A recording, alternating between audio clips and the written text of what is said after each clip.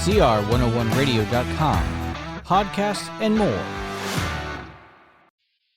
Are we regulating ourselves into tyranny?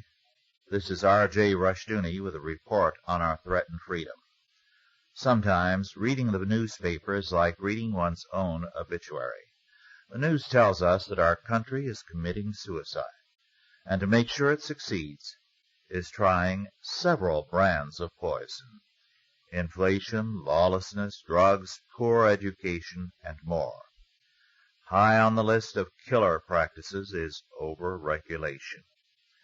Today, as I was looking over some clippings and articles of the past couple of months, I found this one, which I had saved, but not because I liked it. It reads, and I quote, "Trouble is brewing in University Park, Texas, a placid little island of affluence, where city officials propose to allow building inspectors to enter homes to enforce a rigid repair code.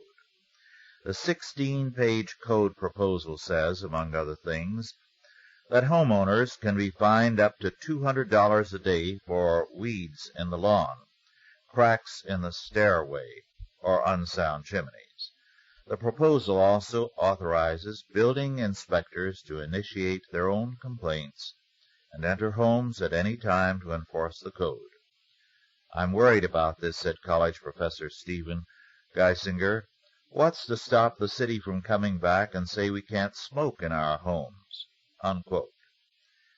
Weeds in the lawn are a nuisance, and it's no pleasure to be reminded of them by your wife.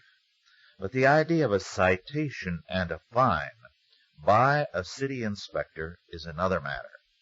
I may not like the way my neighbor keeps his place, but if I have the right to control him by law, then a neighbor with a place better than mine can legislate against me. If we start fining people for weeds on the lawn, why not fines for driving a dirty car or too old a car?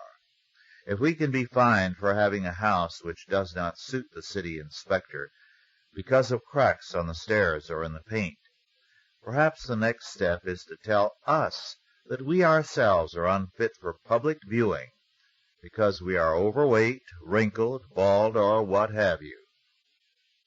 The whole philosophy of such regulations leads to tyranny and to a dictator state. In a regulated state, everyone is keeping an eye on other people's business and not their own. Regulations governing our lawns' weeds may give us neater neighborhoods, but freedom is a high price to pay for weed-free lawns. This has been R.J. Rushdoony with a report on our threatened freedom.